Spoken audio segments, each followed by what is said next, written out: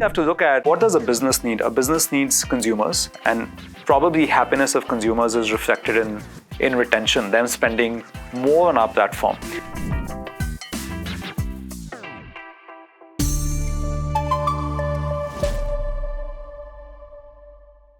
When it comes to Tata 1mg, a digital healthcare company, it isn't just about technology.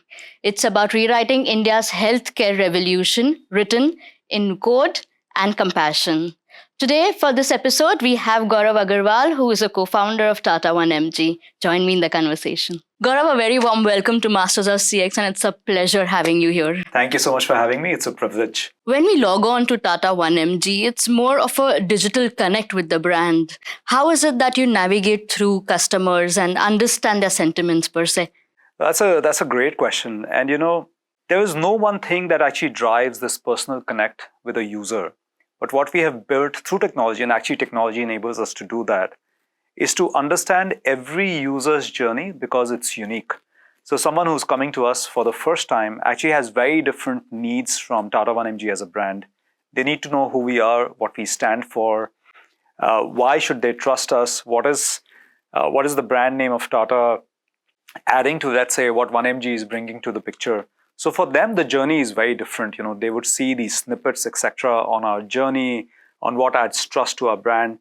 But someone who's been with us for a long time, adding trust to them means understanding what their needs at this point are, right? So we may understand that, hey, you've been a customer of this is what you need today.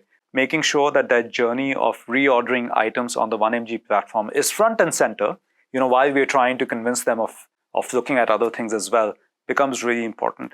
Once a consumer passes through that stage of, let's say, buying, etc., then making sure that their items reach them in time. And, regardless of how hard we try, customers will always have an off experience every once in a while, right? And we truly believe that it's not that you will never make a mistake, but it's more important to figure out how you're empathetic when you make a mistake, right? So understanding and instilling that value within our ecosystem to say that it's healthcare. When a consumer faces a challenge, he's already under tremendous amount of stress due to a healthcare event. How do we make sure we are empathetic? We take their needs into account and solve their problems. It's really important. So, personalization happens across multiple stages, differently and personalized to a user's needs, and technology just makes it happen for us. Given a situation where there is a report that has come to you, which is very critical, what is the narrative that you give to the patient? Because communication is the real power, right? Yeah, that's a really tough one. And typically what we do is that we actually have checks and controls in our systems. It usually happens in diagnostics. Someone may come up with a marker that, let's say, positive, indicates a grave illness. There are 2-3 things we do. First is we make sure that number that we've come up with is valid. There's double verification, etc. Most people may not know, but our diagnostics lab, and so do some of the other high quality ones, actually retain some amount of samples so that they can do reruns and rechecks. There are clinicians at 1mg who go back to the raw data. What you see is a number, but what the machine prints out is a raw data with graphs and everything as to how it came up with that number. So you go back. Oftentimes we do that test again. We validate. From there, it goes on to the clinician actually talking to the patient directly and asking for clinical history. That, why did you get this test done? Was there a reason? Were you expecting something? Maybe in some cases, even talking to your doctor and understanding what's happening. And only when we have covered these grounds do we say, okay, here's a number and we stand by it and this is what we can do. In a lot of cases, we've had patients come back and we've suggested clinicians to them as well that, here's how you can move things forward. But honestly, I feel that that's an area where we need to do, a still better job, right? Especially when it comes to some critical illnesses. So talking about data, how is it that technology has enabled you to understand your patients a lot better? Again, there is no single aspect of data. Mm-hmm. And let me just give you, so at 1mg, the scale of data is truly amazing. And we think that we are probably one of the largest, health data companies in the world today. with the kind of scale we have and the amount of data that we get access to as a result of doing everything for consumers and delivering healthcare. Data addresses operational stuff. So by being able to track everything that's happening with, let's say, an order or an item, we're able to track what's happening.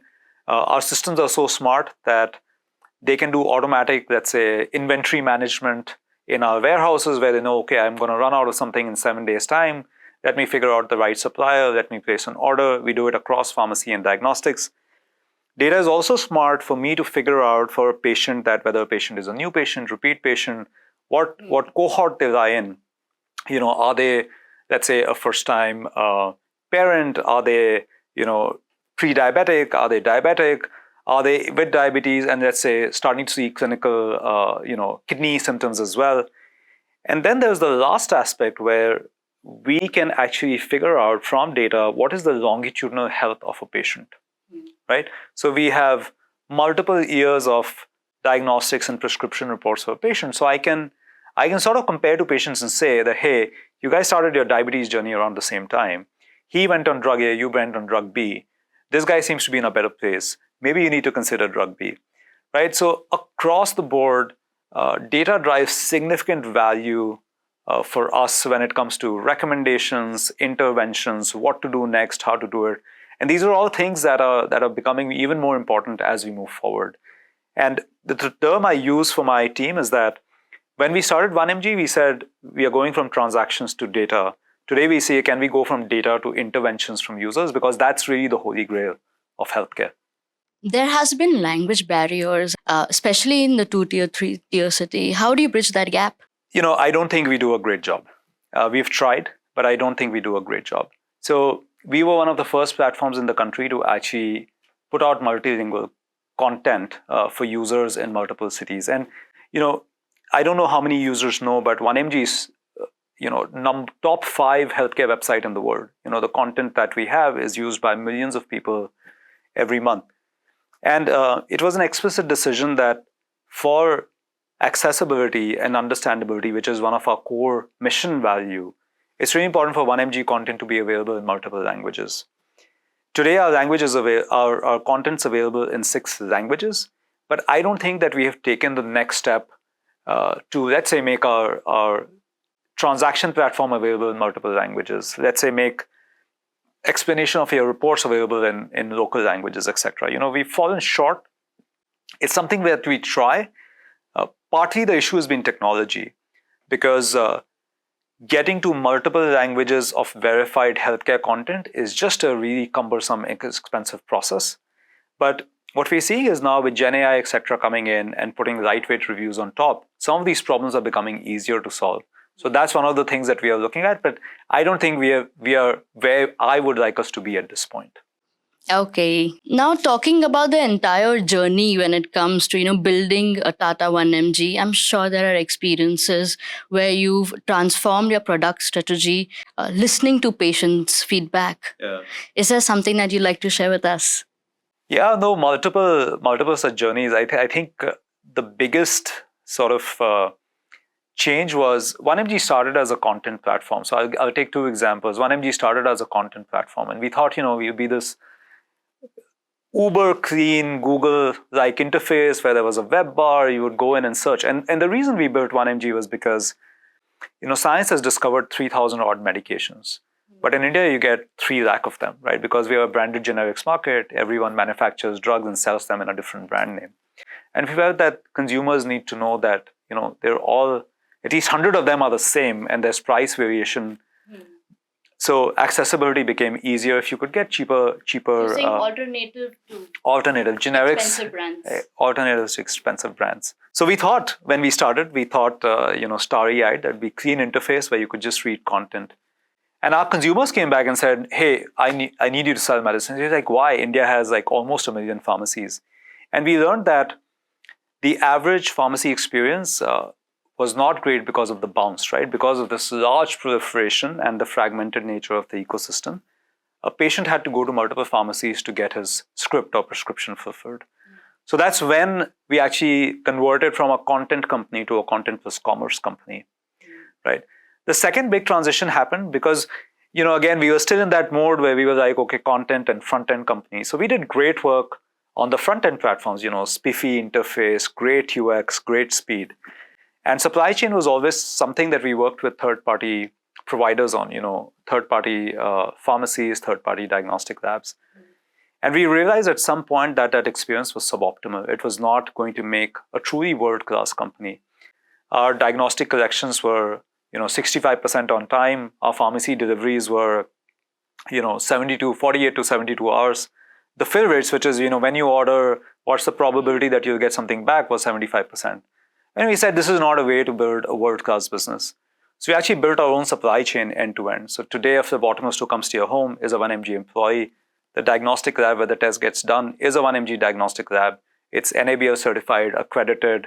One of our lab is also CAP accredited, which is the highest certification you can get.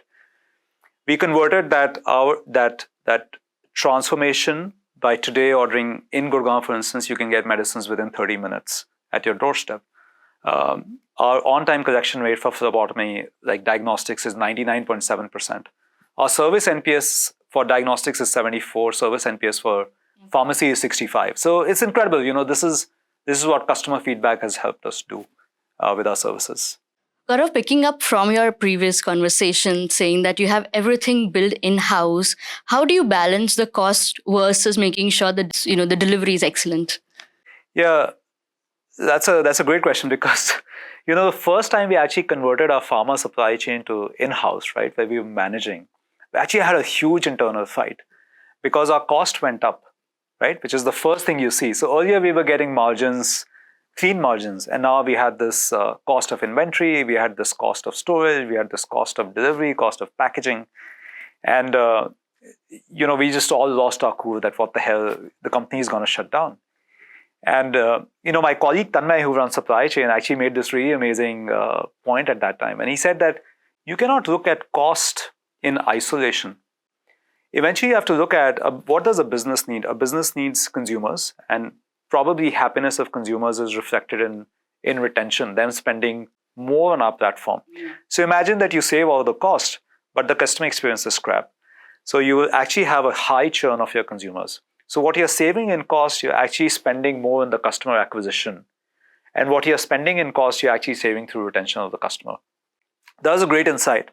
Again, we were new, we didn't know it then. But then when we went back and looked at data, we actually saw that this is indeed true.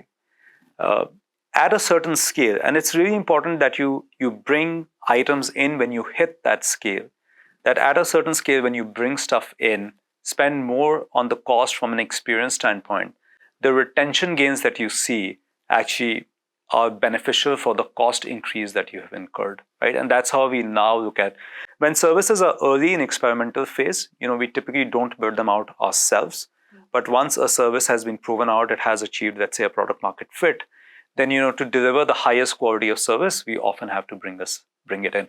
And I think to be very honest and upfront, some of it is just a reflection of the ecosystem that we are in. India is still in a build-out phase of high-quality services.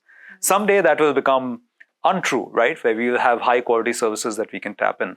Today, for instance, if you look at delivery services, there are good quality delivery services available, and you don't have to build them yourselves. Someday, I think it will become true for some of the services that we use as well. You worked at the Bay Area for quite some time, and you also spoke about the user interface. What is that one thing that you've unlearned? Look, the Bay Area interfaces were built in a particular way, and this is a debate that we've had often at 1mg as well. A lot of UX, in my view, maybe uninformed, a lot of the UX theory, etc., was built in the Bay Area. The Apple devices, really clean, etc. One of the lessons that we learned early on, and I think that UX is also a state of the education, similarity, population, etc. One of the lessons we learned was that the simplicity of interfaces that works in the Bay Area doesn't necessarily carry over to India, right? If you look at the Bay Area apps, they're all very unidimensional, unifunctional. But if you look at apps in India and China, then they're all like multifunctional apps. China takes it to the next extreme. But even in India, if you look at, let's say, a multi-purpose app like a Paytm or Tata Neu, for instance, or even 1mg, where we have multiple services interplaying with each other, right? It's a fundamentally more complex ecosystem of apps where people use one thing to do multiple things rather than, specific apps for specific purposes, right? And we've thought enough, smaller sizes of our phones, the cost of the data connection where you don't want to download multiple apps. All of these things actually play a role into the simple fact that here it's specialized, one app, one purpose. Here it's multi-specialty, one app, multiple purposes, complex user interfaces. And then the UX lesson that comes here is that here it's more, click and tap. Here it's more conversational, right? How do you move it forward? Multilingual, for instance, so there are significant differences. So that was one of the things that I had to let go of is, how do you make complex interfaces, but then still retain simplicity in a user's navigation there. Since you worked extensively on the gaming app Farmville, which most of us have played, I'm sure, how has that changed your perspective when it comes to building Tata 1MG? Yeah, look, again, Farmville was a transformational experience for me. It was the first time that I worked on an app that really had a large-scale user base. We had 20, 25 million people playing the game every day. There were 2 or 3 things about the Farmville culture, how we built that game that I use and also try and not use, right? So, so one was I loved the product culture at Farmville, which is, how we were so data-oriented.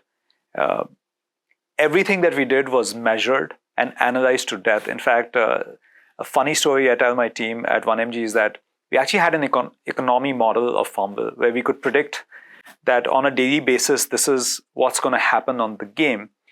And then we also had interventions, just like you have a monetary policy committee in the country, we had interventions where we could say, okay, if we reduce the price here, if we increase the currency value there, then we can actually drive the economy of Farmville higher, right? So it was actually structured as a country's economy. It was really fascinating. First time I'd seen any of that work. We significantly and deliberately use the experimentation and data culture at 1MG a lot. Our team does around 600 plus experiments every year, all A/B tested. We use data like crazy. I think at Farmville we took the data culture too far, because when you use data to validate hypothesis, it's a different thing versus when you use data to form hypothesis. And so in my own personal criticism, I felt that we moved away from hypothesis and using data to prove or disprove it to actually somehow becoming slaves of data to create hypothesis. And that fundamentally restricted the upside or the downside. The good thing was it restricted the downside, but the bad thing was it restricted the upside also for what we were trying to do at the game. Right? And so I would say that those are the 2 things I learned. Data is really powerful, but don't overuse it. You know that there needs to be this one, high point where you retain the customer or you will let that customer go. Yeah. What is that one thing that has changed the entire story? Look, I think again, you can predict, and this is, some of this is new, a lot of this is old. So there are very, very standard churn models, etc., that exist. So in every user's journey, there are leading indicators to what action a user is going to take. Whether a user is going to come by, there's leading indicators for that. Whether a user is going to come and churn, there's leading indicators. The thing that enables us to make those predictions better, faster than anyone else is the fact that we have tons of data. But what has really changed the game is what's happening with Gen AI.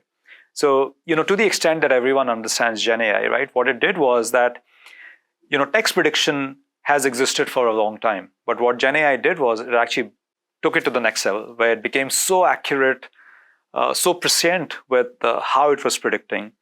So the question that my team and I asked was that it's doing this with text, right? You're feeding it stories and books, and it's doing it with text. What instead of text, we fed it e-commerce journeys, right? So a user comes to 1MG platform, does a bunch of things, right? What if we structured all of that as a book or a chapter or a sentence and fed it in, right? Can we get Gen AI to actually start to predict? And I'm using the term Gen AI very loosely because we don't use Gen AI, we actually use the base technology behind Gen AI. So he said, let me feed all this e-commerce data as text, and can it now predict the next thing that a user will do? And we've seen almost a 3x increase in the quality of predictions that we could do, right? So I think this fundamentally what's happening is that the prediction technology has gone to the next level, and we can get much better about it. What is that one thing that you heard from your patient and you've sat with yourself and said, I think I've made a difference to my life. Okay, I've done some good work. It's happened many times, and I'll give maybe 2 or 3 instances. Many years back, there was this Quora thread that talk about apps that have changed your life. Okay, and someone sent the link to us because there was a person on that thread who was talking about this app called 1mg. Okay, and he talked about how his parents are retirees. They were spending 3,000-4,000 rupees on medications, very close to poverty line, living in a village. And he said he discovered this medicine, found substitutes, and was able to bring their bill down. And he was recommending that app to everyone. For me, that was like the first aha moment that, we've created massive impact. The second came during COVID, because when we started to test in COVID, it was crazy. And the number of people, the great thing about 1mg was that we changed our models to serve the maximum number of people. We started with home collection, but then we realized on COVID, you can't do home collection because the number of people who needed your services is way too high. So we said, we'd go to condominiums and we just place people there, or RWAs, and we just put one person there. If you want to test, someone will walk in, get your test, get your reports back, right? The number of people who've come to me and said, you guys were lifesavers during COVID is, unbelievable. Even today, how many times I talk to customers and they come back and say, what I was trying to find was not available anywhere, but I was able to find with you. I think that ethos is really what makes me think every time that we are doing something which is really valuable to the ecosystem. While your business is extensively built on prescription-based customers, how is that you bridge the gap between prescription to preventives? Yeah, great question. And again, I think healthcare has a big problem. In fact, if you look at the healthcare conversations over the last 2 years, right, people are starting to talk about this concept of sick care, right? That healthcare actually provides sick care. Once you're sick, we can take care of you. But nobody's talking about, well care or healthy care. When we started 1mg, we used to talk about naively again. We used to talk about how data can lead to better healthcare. But when we started, we had no data. Today, one of our core goals is that how do we take, a customer's data across various facets, diagnostics, prescription, and maybe even the wearable data that we are getting from, let's say, your wearables or your phones. How do we take that data and how do we build a more comprehensive view of you, which is not just prescriptive, but also preventive? So, I say this to my team that 1mg was transactions to data up until this point, right? But we have so much data today that I now ask the team to go from data to interventions, right? That every time I learn something about you, can I get you to do one more thing that is healthy, right? If I see, let's say, a certain parameter raised, can I say, hey, here, go read about these supplements, whether you take them or not, that's up to you and your doctor, but go read about them, get educated about how you can take better control of your health. For diabetes patients, right, if you're on medication, right, if I know your activity data, the quality of insights I can give you is so much better than if I just know your medication data, right? So fundamentally, I feel that it's important for us to start to change how the ecosystem talks about healthcare. And using data to actually start to offer more preventive interventions is really, really important for us, and something that we spend a lot of time on building. And consumers will start to see a lot of these things get rolled out on the 1mg app in the near future. So all that your brand does is a little push for a positive cause. Yep, absolutely. All right, a pleasure to meet you. Likewise. My conversation with Gaurav Agarwal was all about CX, starting from customer retention to UX to AI and much more. I hope you've enjoyed this interview as much as I did, and I look forward to seeing you for the next episodes of Masters of CX.